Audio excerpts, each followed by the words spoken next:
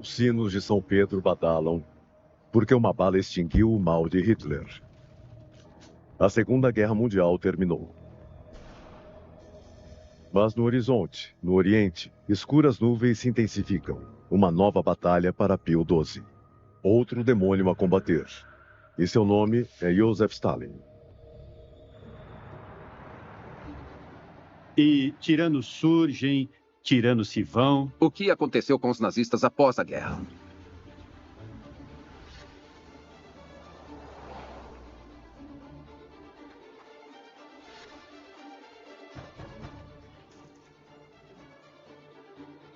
Acho que cada um deles devia ter acabado como Eichmann acabou, na ponta de uma corda. Para muitas pessoas, Pio XII se torna o Papa do Silêncio. O Papa que permanece passivo diante de todos os terríveis horrores do Holocausto. O Papa não elevou suficientemente sua voz contra o nazismo e o fascismo. Ele próprio tem consciência, porque em pelo menos 2 ocasiões ele falou: o que dizem sobre meu silêncio?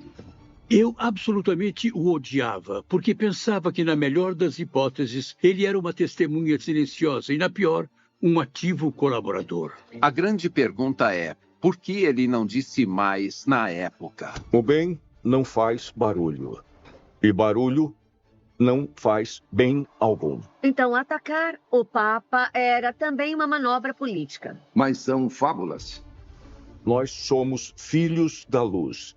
E é nossa tarefa destruir as forças malignas. Uma vez tendo Hitler fora de cena, então outro inimigo cresce. O Stalin odiava sinceramente a Igreja Católica. Havia medo do comunismo. O número de padres desaparecidos, executados ou presos ainda é desconhecido.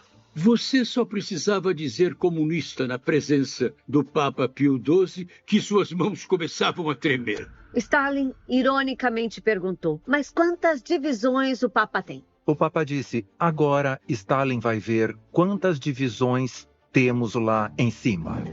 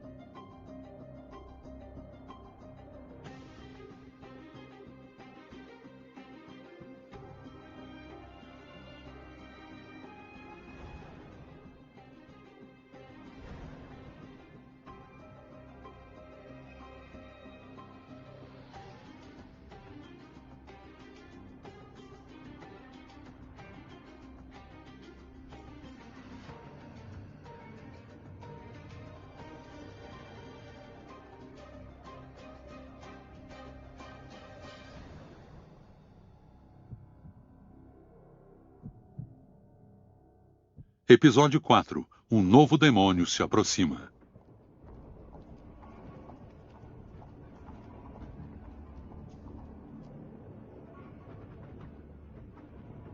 30 de abril de 1945. Suicídio de Hitler. Hitler está escondido em seu bunker enquanto as tropas russas conquistam Berlim metro a metro.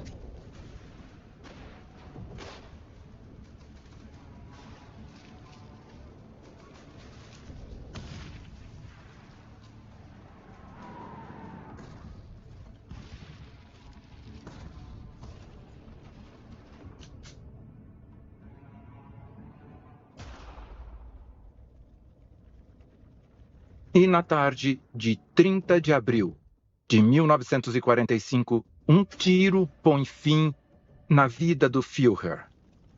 O demônio finalmente tirou sua própria vida. E os ratos que estavam com ele tiveram que fugir.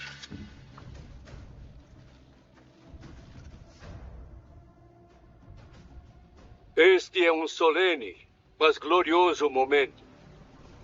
O general Eisenhower me informou que as forças alemãs se renderam para as Nações Unidas.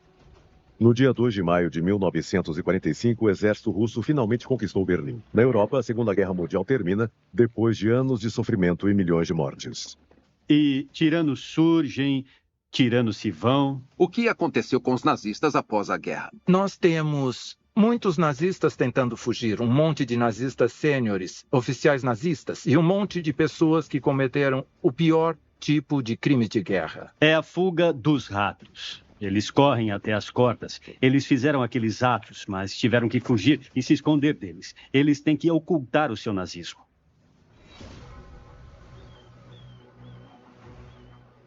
O termo linha de rato é tirado da gíria de marinheiros. Quando um navio estava afundando, os ratos se refugiavam, subindo as cordas das velas até o topo dos mastros. O navio está afundando e eles estão subindo aquelas cordas, tentando escapar. O que aqueles nazistas e fascistas estão fazendo, claro, é tentando escapar de quaisquer julgamentos e tribunais. E, é claro, qualquer outra forma de vingança por parte do que eles recentemente perseguiram. Então essas pessoas estão fugindo para salvar suas vidas. Aonde se vai? Quando está tentando fugir de algum lugar, para onde você vai? Eles saíram para lugares como América Latina. Alguns deles foram para o Oriente Médio, onde acabaram trabalhando para regimes na Síria e Egito. Muitos deles, na verdade, foram reempregados muito rapidamente pelo Serviço de Inteligência da Alemanha Ocidental. Quando vemos as pessoas que escaparam do Terceiro Reich, é perceptível que muitas delas foram para 2 países específicos da América Latina. Sabe, Brasil e Argentina.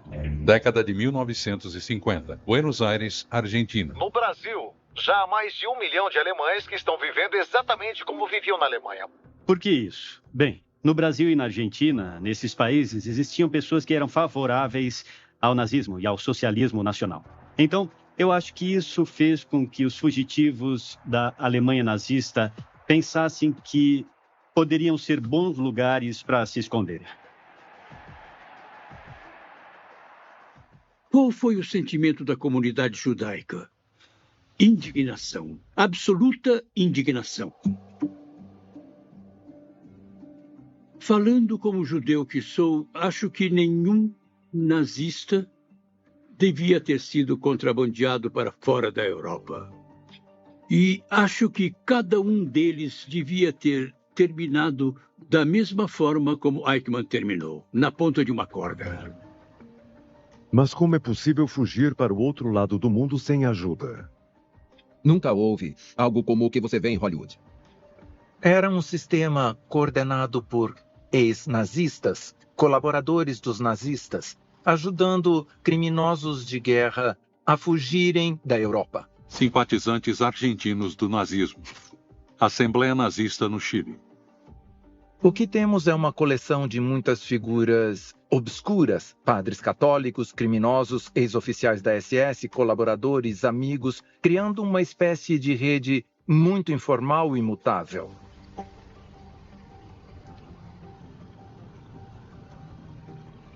Acho que é muito importante lembrar que as linhas de rato não são uma criação dos americanos. Havia apenas uma coisa que interessaria a América. O fato de que aqueles criminosos de guerra conheciam muito bem Stalin. Conheciam muito bem o inimigo comunista. Na verdade, no fim da guerra, há 2 tipos de nazistas. Há aqueles que são úteis para o Ocidente na vindoura luta contra o comunismo e os que não são. E é essa rede que os americanos às vezes usam para tirar alguns dos agentes que estavam empregando após a guerra. Por que o serviço secreto americano estaria interessado em ajudar o povo alemão a fugir para a América do Sul? É muito fácil. Eles queriam, é claro, reforçar a presença de elementos anticomunistas naqueles países. Eles eram odiados por serem criminosos de guerra, mas podiam ter, talvez, alguma utilidade. Centenas de milhares de pessoas desesperadas queriam sair da Europa para começar uma nova vida em outro continente. Através desse documento não publicado, podemos ver que o Vaticano ajudou os refugiados e enviou os pedidos de expatriação para a Cruz Vermelha Internacional e para o governo italiano, únicos que podiam aprovar as solicitações. Mas muitos criminosos nazistas estavam se escondendo entre essa massa de pessoas desesperadas. O Vaticano tinha ciência disso? Alguns padres católicos estão envolvidos porque são simpáticos a alemães e austríacos e a esse tipo de nacionalismo. Não é o Vaticano que está agindo. Alguém mais estava colocando essas linhas. Eles trabalharam bem com os religiosos que estavam aptos a fazer esse trabalho, que estavam dispostos a fazer isso pela sua ideologia política ou convicção política que tinham. Bispo Alois Goodall. Temos uma figura muito controversa na forma deste bispo austríaco, Alois Goodall. Ele era bem conhecido no Vaticano e nos círculos católicos de Roma como sendo um tipo muito pró-nazismo. Através desse documento não publicado, podemos ver que as impressões do Vaticano quanto a Goodall eram: ele não é uma pessoa excessivamente equilibrada. Era um nazista convicto, um fiel adepto da ideologia nazista. Goodall escreveu um livro, Os Fundamentos do Socialismo Nacional, em 1937, no qual ele elogiava Hitler e sua política de nacionalismo. O bispo Alois Goodall era um antissemita radical. Papa Pio desprezava tanto o bispo Goodall que não permitia que ele o visitasse. Depois da guerra, Goodall ajuda muitos nazistas a fugirem da Europa. Ele considerava essas pessoas como perseguidas e queria reconstruir suas vidas, ajudando-as a obter documentos falsos. Goodall usou o mesmo método clandestino que foi usado por muitos padres do Vaticano durante a guerra para esconder judeus perseguidos. A linha de rato foi usada para salvar judeus onde possível, e a linha de rato foi usada para salvar nazistas onde possível. Muitos dos nazistas fugitivos encontraram refúgio em monastérios, assim como os judeus fizeram durante a guerra. Bem, uma das rotas mais frequentes, ou linhas de rato, como são às vezes chamadas, era cruzando os Alpes, descendo para Roma para obter documentação e depois indo de navio do porto italiano de Gênova até a América do Sul. Estou bem no centro de Roma, ao lado de Santa Maria dell'Anima. Essa era a sede do bispo Alois Goodall. Acho impressionante pensar que alguns daqueles grandes nazistas, criminosos de guerra, andaram por essas ruas no coração de Roma e passaram por esta porta para receberem seus documentos falsos da Cruz Vermelha, que Goodall os tinha ajudado a conseguir. Este é realmente um local histórico e está bem no centro da história de como nazistas fugiram e como membros da igreja os ajudaram. Entre os mais hediondos criminosos que Goodall ajudou está Franz Stangl. Franz Stangl, comandante dos campos de Sobibor e Globotnik, onde mais de 1 milhão de pessoas morreram.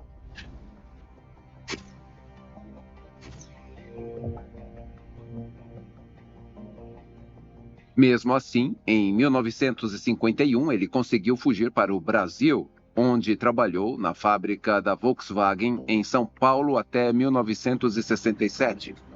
Depois foi extraditado de volta para a Alemanha Ocidental e morreu na prisão. Goodall não era um caso isolado. Existiram outros casos de padres ajudando criminosos nazistas a fugirem. O Vaticano sabia dessas ajudas? A grande pergunta é, por que é possível que o Papa tenha concordado com essa operação? Goodall claramente não foi autorizado pelo Papa e ainda menos o Papa sabia sobre tais manobras. Isso teria sido absolutamente insano. Ele agiu por iniciativa própria, porque sempre continuou convicto de suas ideias. O Papa no Vaticano estava envolvido até certo ponto. Eles sabiam sobre isso, então por que não fizeram alguma coisa a respeito? A resposta é que o Papa era totalmente contrário à pena capital, de todo e qualquer tipo. Ele sabia, sem dúvida alguma, o que aconteceria com qualquer criminoso nazista que era capturado. Em Nuremberg, os homens que a sangue frio planejaram governar o mundo também enfrentam a justiça. E o que posso dizer como indivíduo? Eu discordo. E se o Papa estivesse aqui, ele me explicaria por que isso nunca devia ser feito com qualquer pessoa. E nós sairíamos da sala ainda discordando. O Papa permaneceu em silêncio com relação às linhas de rato. Talvez porque não sabia ou porque decidiu não intervir por motivos políticos. O certo é que a palavra silêncio é frequentemente usada para definir o pontificado de Pio XII. Ele próprio tinha consciência disso porque, em pelo menos 2 ocasiões, para o embaixador italiano e para o núncio em Paris, Roncalli, que mais tarde seria João XXIII, ele disse: "O que dizem sobre o meu silêncio?" Praça de São Pedro. Palácio Apostólico.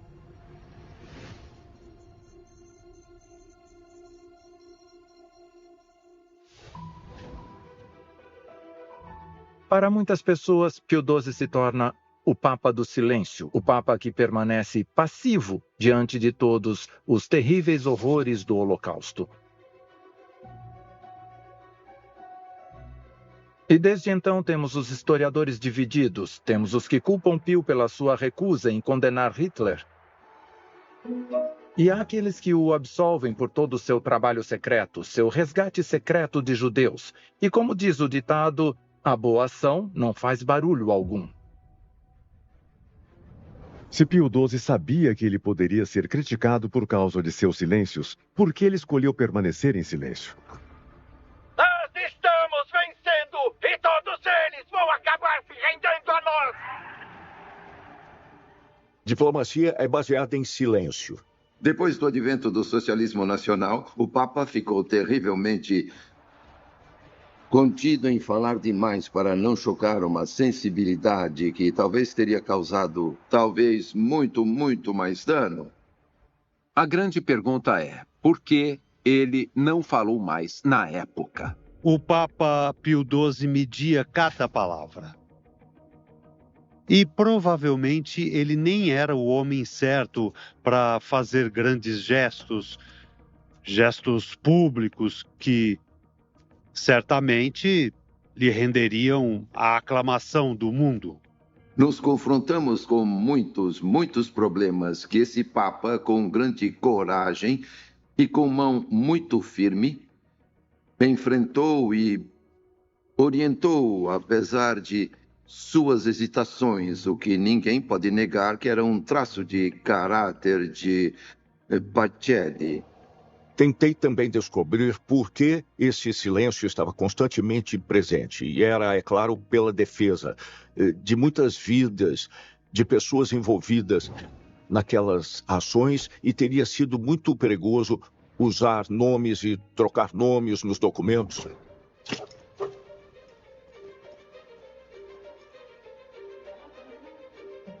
Sabemos que no Vaticano existiam diferentes pontos de vista, assim como agora diferentes pontos de vista entre os historiadores. Dentro do Vaticano existiam os que esperavam que o Papa falasse mais e não ficasse em silêncio. Um deles foi o padre americano Joseph Hurley.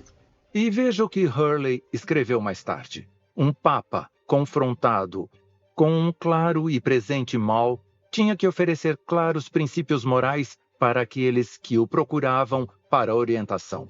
Ele tinha que resolver os fatos sem evitá-los e condenar aquele mal nos mais claros termos. Se ele tivesse falado e tivesse acontecido um extermínio de católicos na Europa, como Hitler ameaçou fazer, como julgaríamos aquelas palavras hoje? A última parte da explicação poderia estar em uma frase que encontrei no diário de Monsieur Cassulo, núncio na Romênia. Em certo momento ele escreve: "O bem não faz barulho, e barulho não faz bem algum."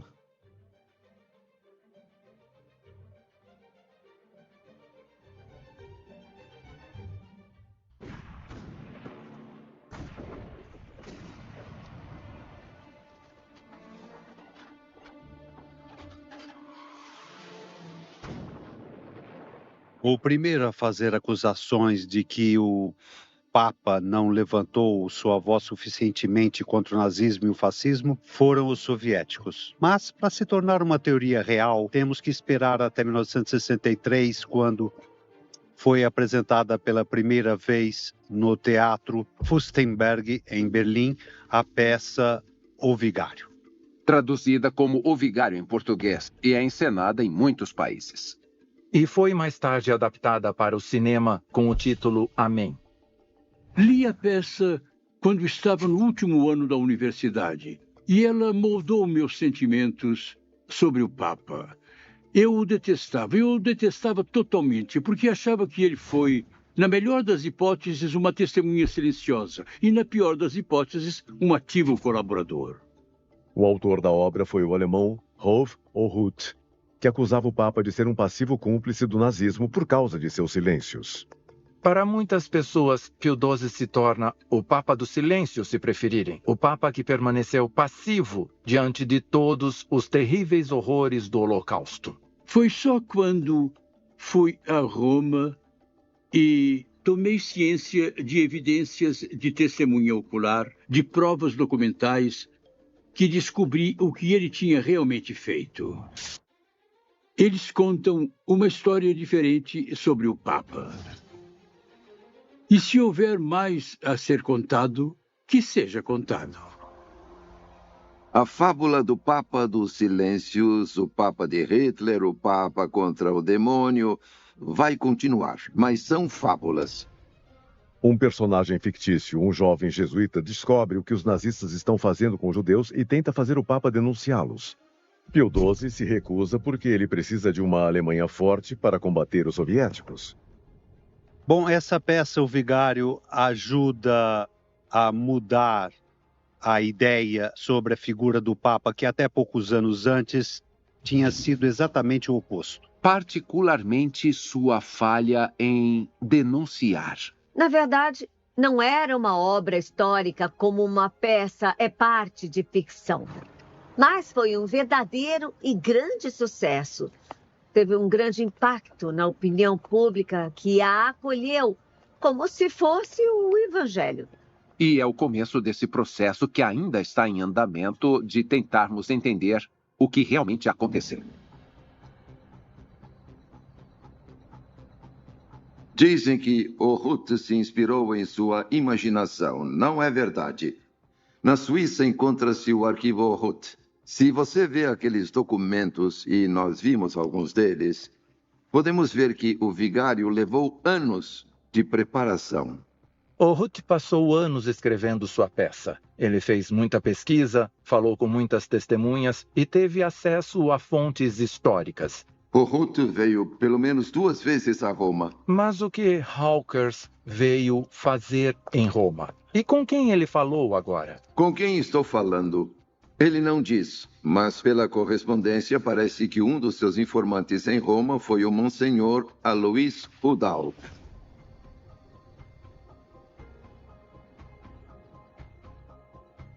E é exatamente o Rudolf que é ouvido por Ohuth. A tese do Monsenhor Pagano é realmente sugestiva. Hawkers se encontra com expoentes do Vaticano em Roma que são contrários ao Papa Pio XII, tal como o padre pró-nazismo Alois Rudolf. E graças à informação que obtém, ele escreve O Vigário. Na Cúria havia muitas pessoas com quem Ohuth conversou. Ele falou com um certo Monsenhor Wüstenberg, que era da Secretaria de Estado. Ele também era muito negativo com relação a Pio XII. Pelo menos 2 fontes negativas para Pio XII foram ouvidas por Ohuth. Ohuth pode ter também desejado desviar a culpa da Alemanha nazista para o Papa. Mas temos outra teoria envolvendo outro demônio, Joseph Stalin e o comunismo soviético.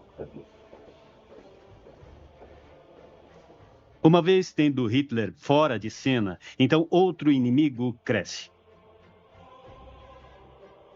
Como era o relacionamento entre a Igreja Católica e a União Soviética? Era de hostilidade total. Stalin odiava a Igreja Católica e estava disposto a fazer qualquer coisa que pudesse para desacreditá-la. Devemos também considerar que o ano do lançamento do Vigário foi um ano no auge da Guerra Fria. A democracia não é perfeita.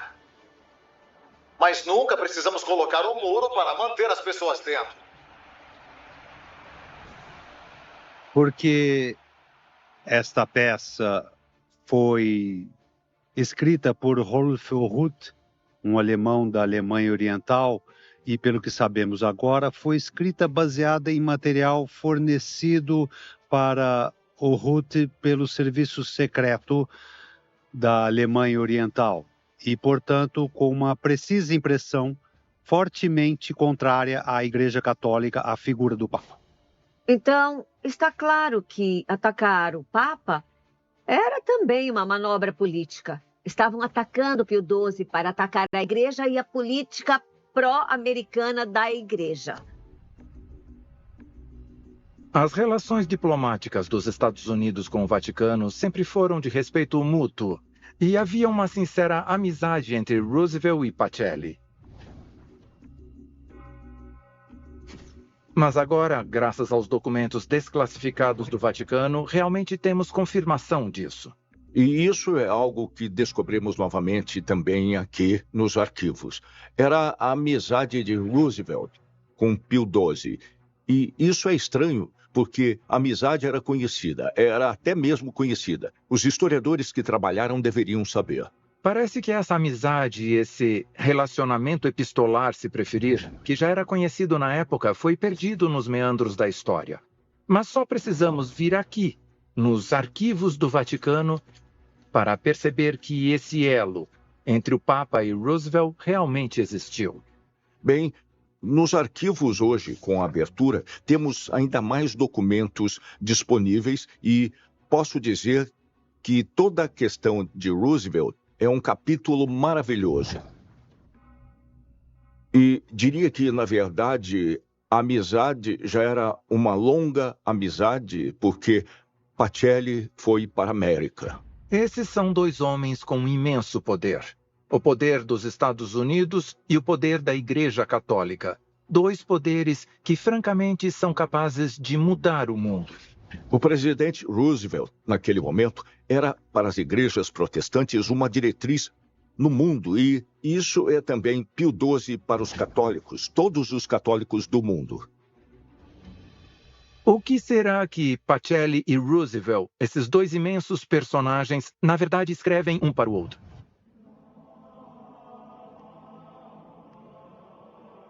Não é que eles só falavam, digamos, da política do dia a dia, diplomacia do dia a dia. Não, eles sobem para outro nível, um nível espiritual no qual ambos os principais atores da história expressam o desejo de destruir o mal juntos. E eles falam até mesmo em termos como nós somos os filhos da luz e temos a tarefa, nossa tarefa, destruir as forças do mal presentes hoje na Terra. Esta é, por exemplo, uma dessas cartas da Casa Branca em Washington. E aqui, Roosevelt está informando ao Papa e, como vemos, é um selo também do presidente dos Estados Unidos e assinada por ele. Na medida em que estou informado, diz Roosevelt, as igrejas na Rússia estão abertas.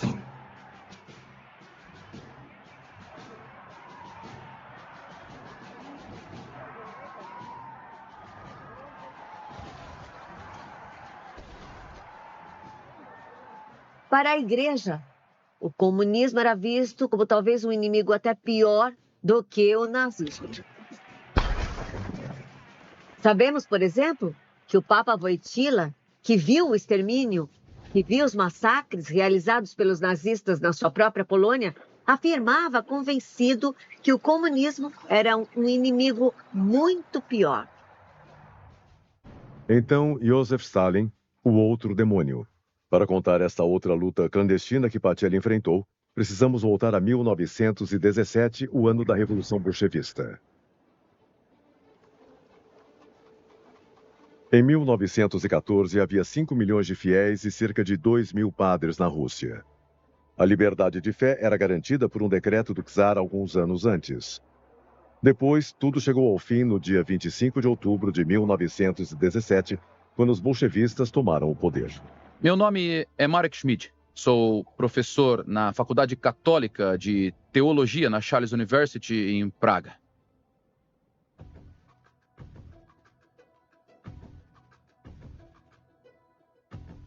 Qualquer um que estivesse no caminho deles tinha que ser eliminado. E, acima de tudo, a igreja toda, ambas, a ortodoxa e a católica na Rússia, estavam no caminho deles. O comunismo acabou criando raízes neste solo de desespero popular, onde qualquer erva daninha enraiza facilmente. Eu acho que a Igreja Católica e o comunismo sempre têm um antagonismo. Está em todo lugar onde existam católicos. Para os comunistas, a religião era um inimigo com o mesmo peso do capitalismo. E, é claro, o comunismo também é ateu. Ele também persegue os cristãos. E fez isso na União Soviética. Os comunistas se movem rapidamente contra as igrejas na Rússia, porque religião não tem lugar no credo comunista. A religião diz que o comunismo é o ópio das pessoas.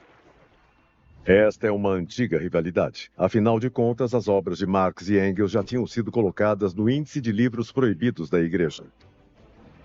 Para o bolchevismo, apenas o culto da revolução e dos ideais de Lenin eram permitidos. Todas as religiões deviam ser aniquiladas. A perseguição de pessoas de todos os tipos que aconteceu na Rússia naqueles anos é um fato realmente abominável. Os vários expurgos na União Soviética tinham como alvo os judeus. Mas isso era simplesmente uma variedade no jardim do antissemitismo russo que existiu durante anos. O próprio Lenin mesmo disse: devemos golpear o clero com tal força que ele deve ser destruído por pelo menos 50 anos, para que não possa ser mais um obstáculo ou um perigo para o governo soviético.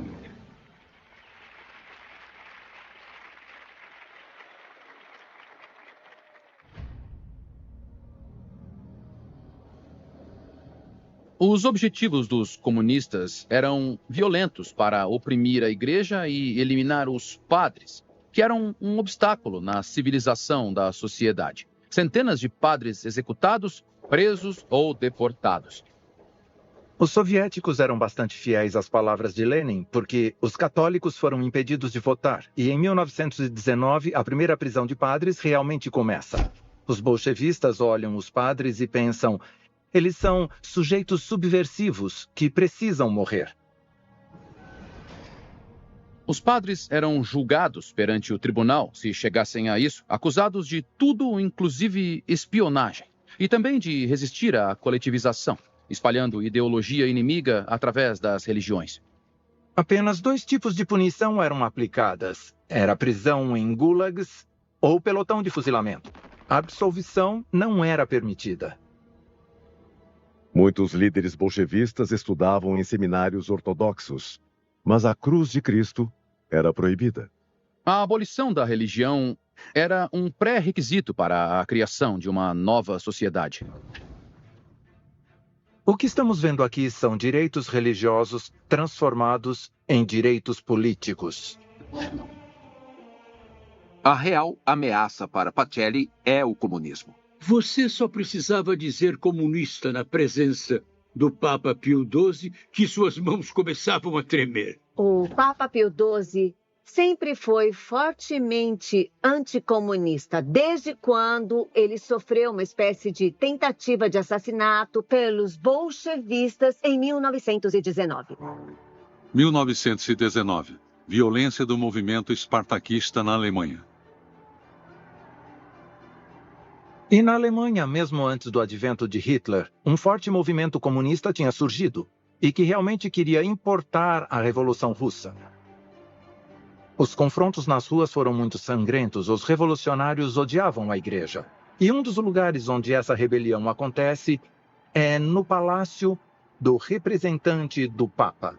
E ele era um homem chamado Eugênio Pacelli, o futuro Pio XII. Um comunista viu Pacelli e foi em direção a ele para então tentar matá-lo.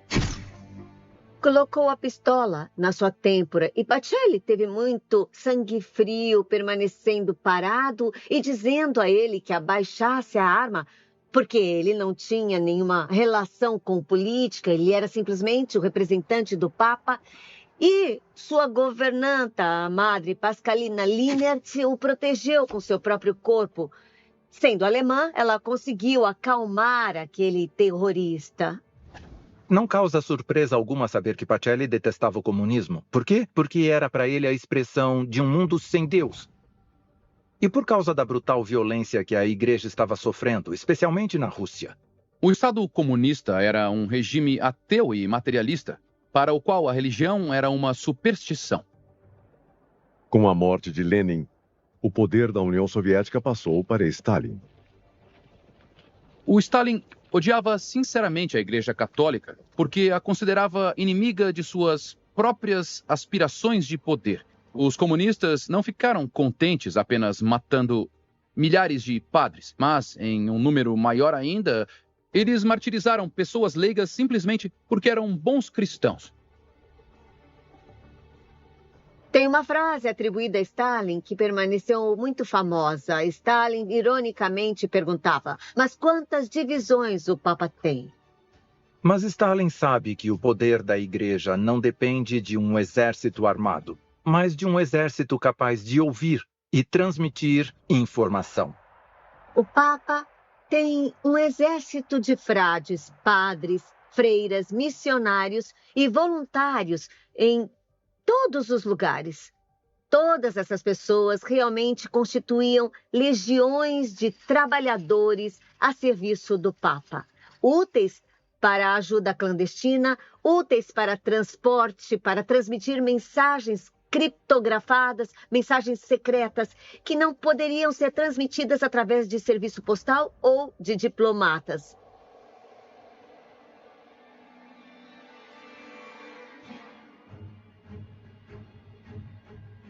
Um exército pronto para também combater o sofrimento da população.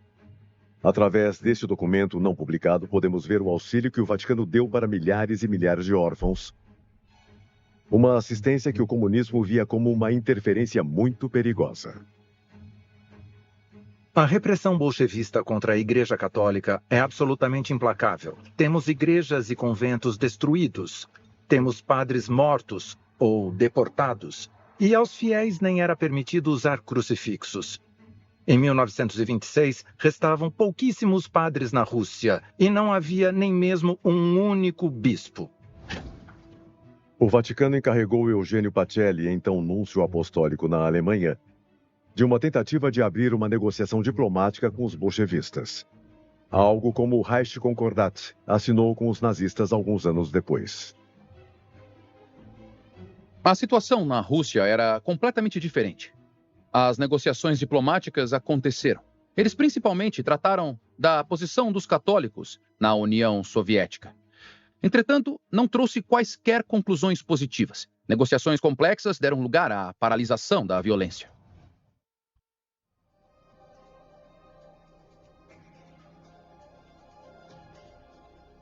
Quando fica claro que diplomaticamente não haverá resultado algum, o Vaticano tenta outra tática e decide agir em sigilo. O que fazem é contar com um jesuíta, um homem chamado Padre d'Herbigny, cujas missões na Rússia ainda são envoltas em mistério. d'Herbigny tem a tarefa de reconstruir a rede de padres católicos na Rússia. E para fazer isso, ele deve começar nomeando novos bispos, mas precisa da ajuda de Pacelli. Apenas um bispo pode nomear outro, e d'Herbigny, antes de entrar na Rússia secretamente, viaja para Berlim, onde Pacelli secretamente o consagra bispo. Com esse poder, ele pode realizar sua tarefa. No curso de 2 missões secretas para Moscou, seu padre jesuíta consegue nomear 4 bispos e restabelecer um canal direto entre a Rússia e o Vaticano. Mas bispos não são suficientes, você precisa de um padre. Pacelli foi chamado de volta a Roma no final de 1929 e se tornou secretário de Estado, ou seja, o colaborador mais próximo do Papa. Ele se dedicou não apenas à dramática ascensão de Hitler, mas também na oposição a Stalin. O Colégio Russicum está localizado em Roma e tem preparado padres de todo o mundo para a evangelização da Rússia desde 1929. A tarefa desses estudantes era proclamar e pregar o evangelho na Rússia, mesmo à custa de morte. Mas provavelmente havia outro propósito, que era espionar os bolchevistas, porque se queria informação sobre a Rússia, sobre o bolchevismo, sobre a situação interna da Rússia. Neste documento podemos ver pela primeira vez que o Vaticano obteve informação sobre o bolchevismo, neste caso sobre métodos de industrialização. Não sabemos quantos missionários penetraram a União Soviética, mas sabemos os nomes de muitos deles, especialmente aqueles que foram presos pelo Exército Vermelho. Embora os padres católicos que conseguiram se infiltrar na União Soviética durante a guerra geralmente se encontravam em perigo. A única arma que esses jovens padres tinham era a prece. Os bolchevistas de Stalin não eram do tipo de gente que teria misericórdia. Quando um padre era capturado, ele era jogado em um gulag ou era fuzilado.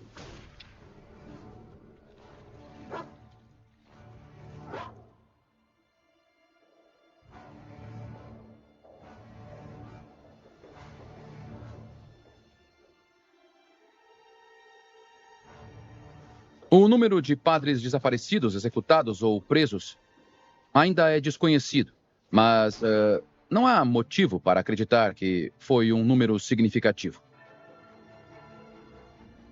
Nem mesmo o início da Segunda Guerra Mundial detém a repressão soviética contra católicos. Mas as prioridades de Stalin mudaram.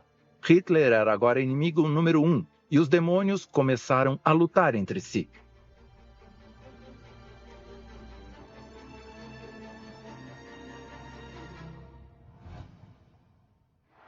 2 de setembro de 1945, fim da Segunda Guerra Mundial.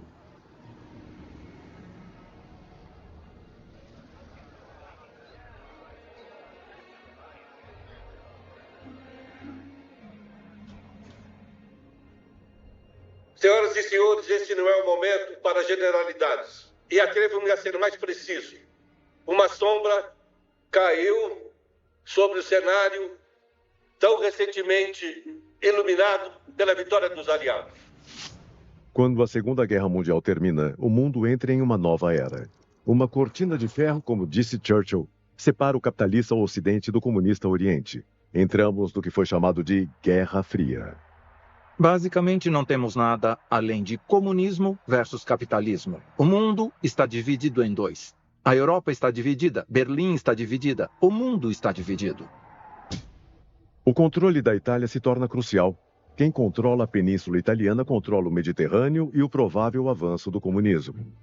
Os Estados Unidos precisam da Itália. É um país que foi uma vez chamado de porta-aviões da Europa. E se os comunistas da Itália, apoiados pelos russos, tivessem tomado o poder, todo o continente europeu poderia potencialmente ter pertencido a Stalin. A Itália é um país destruído pela guerra. A economia está em frangalhos e a população faminta. É preciso pouco para desencadear uma nova revolução comunista. Quando se aproximavam as eleições parlamentares em abril de 1948 e o Partido Comunista na Itália parecia ser um claro favorito nas eleições, o Papa Pio XII decidiu falar e convocou o povo do país a decidir a favor de Deus ou contra Deus. O Vaticano influencia a opinião pública italiana. Nas suas homílias, os padres diziam aos fiéis: vocês querem outro ditador como Mussolini ou Stalin? Eles são a encarnação do mal. As eleições foram vencidas pelos democratas cristãos, o Partido Católico com estreitos laços com o Vaticano e os Estados Unidos. E no ano seguinte das eleições, o Papa decide excomungar qualquer católico que se uniu ou colaborou com o Partido Comunista. Stalin não permaneceu indiferente. Nos países controlados pelos soviéticos, a repressão aos católicos aumentou. Um padre, sendo pego, era surrado e forçado a confessar que era subversivo ocidental. Aconteceram julgamentos em todos os países da Europa Central e Oriental de uma série de bispos, padres, religiosos e leigos católicos que interferiram com a Igreja. Pio XII definia a Igreja Católica nos países comunistas como uma com braços amarrados, lábios fechados, uma igreja reduzida ao silêncio. No mais alto nível, posso nomear os julgamentos dos oficiais da Igreja como o arcebispo de Zagreb, Stepinac, arcebispo de Praga, Beran, e também o arcebispo Slipy, arcebispo de Varsóvia, Wyszynski e assim por diante. A prisão era algo terrível, como podemos ler nesse documento não publicado. Existiam apenas 2 torneiras de água em toda a prisão e só havia água 1 hora por dia.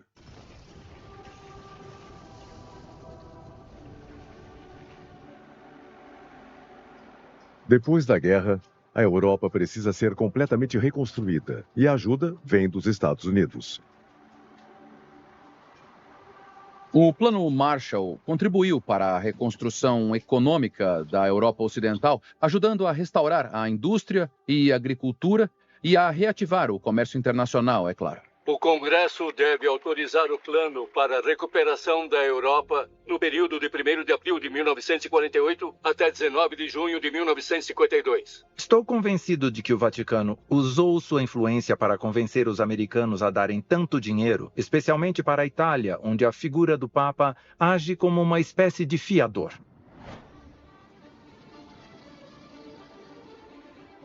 Há muito valor político nisso, porque temos a Europa unida e um Papa que apoia sua consolidação. O que isso significa é que Stalin é obrigado a reconhecer o valor político de Pio XII. Portanto, teve que haver tentativas diplomáticas de aproximação entre a União Soviética e o Vaticano. Mas as diferenças eram bem difíceis de superar. Stalin vê o Estado com ótica de poder e, aos seus olhos, o Vaticano não era um Estado para confrontar. Mas, durante a Segunda Guerra Mundial e depois dela, Stalin tentou convencer o Papa a apoiar o regime, mas não conseguiu. 5 de março de 1953. Morte de Stalin. E todas as tentativas posteriores foram interrompidas em 1953 com a morte do ditador russo.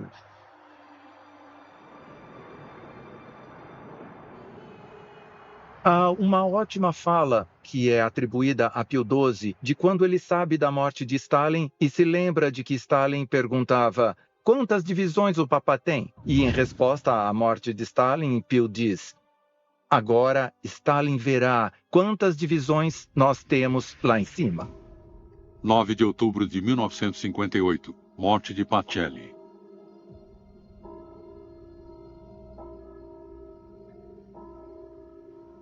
De São Pedro, Roma. Até os cantos mais distantes do mundo católico, o falecimento de Sua Santidade o Papa Pio XII é lamentado por incontáveis fiéis. Pio XII faleceu na madrugada às 3h52. Pio XII morreu em 1958. Os 2 demônios que ele combateu já estão mortos. Neste noticiário, o mundo para e celebra esse Papa, que depois cairá em silêncio.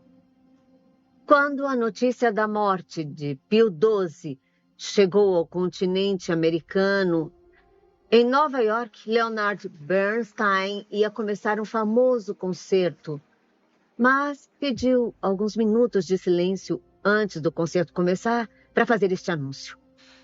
Hoje, um extraordinário homem morreu. O Papa Pio XII faleceu. Bernstein era descendente de judeu.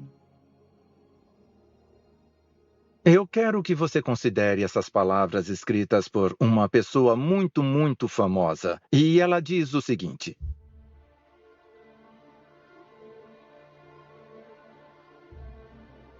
apenas a Igreja se colocou no caminho da campanha de Hitler para suprimir a verdade. Anteriormente, nunca tive um interesse especial pela Igreja, mas agora sinto uma grande admiração, porque a Igreja sozinha teve a coragem e a perseverança para defender a verdade intelectual e a liberdade moral.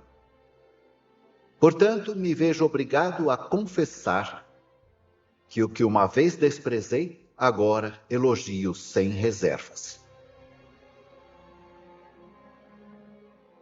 Estas foram as palavras de Albert Einstein.